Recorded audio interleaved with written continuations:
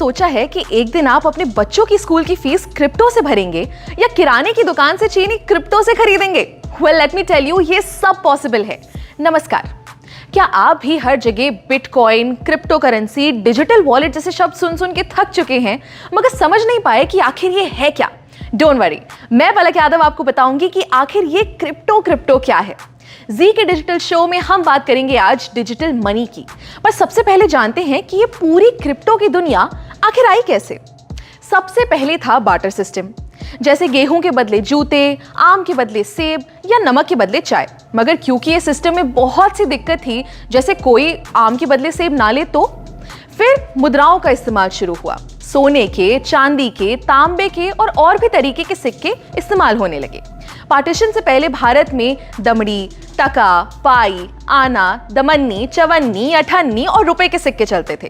मगर सिक्कों के भारी वजन की वजह से उनको लेकर इधर उधर जाना बहुत मुश्किल होता था, इसलिए पेपर करेंसी यानी नोट आना शुरू हुए।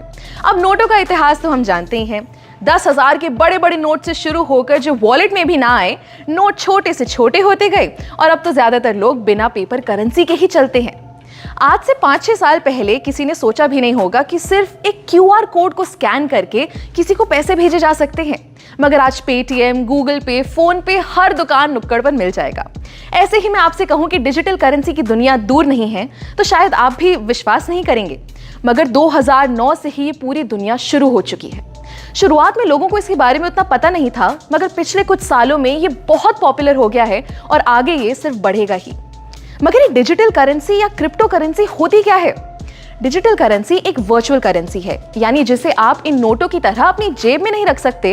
ये हमारे ऑनलाइन वॉलेट में रखी जाती है, यानी बिना किसी झंझट के आप इसे कहीं से भी एक्सेस कर सकते हैं। अच्छा, इसी का दूसरा नाम कह सकते हैं क्रिप्टो करेंसी। Crypto currency. अब करेंसी का मतलब तो हम समझते हैं पैसा, मगर ये क्रिप्टो किस भला का नाम है? क्रिप्टो मतलब छुपा हुआ या जो सीक्रेट हो, यानी कि आप क्रिप्टो करेंसी से अपने पैसे की जो भी ट्रांजैक्शन करेंगे या लेन देन करेंगे वो सब छुपा हुआ होगा और सिक्योर होगा। ये क्रिप्टो करेंसी का चलन 2009 में शुरू हुआ, जब सबसे पहली बार सातोशी नाकामोटो नाम के एक आदमी ने वर्चुअल करेंसी बनाई।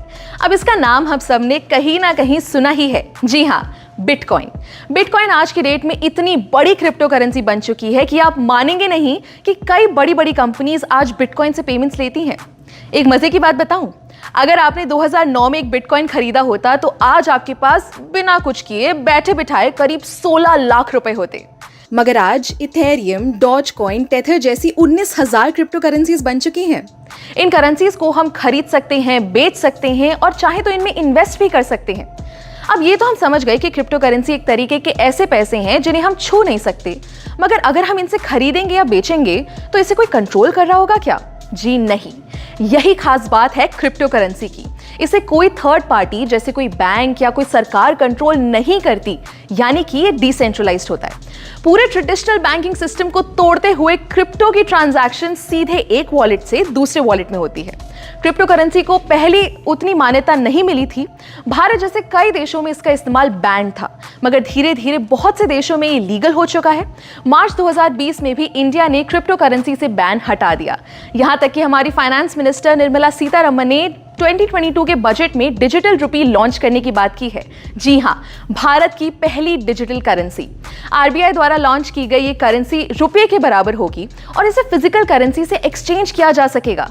है ना कमाल की बात? दोस्तों, क्रिप्टो की ये दुनिया जितनी बड़ी है उतनी ही इंटरेस्टिंग भी है, तो इनके बारे में हम जितना जानें उतना कम रहेगा। अगली वीडियो में हम आपको बताएंगे क्रिप्टो से जुड़े एक बहुत अहम चीज के बारे में जिसका नाम है ब्लॉकचेन।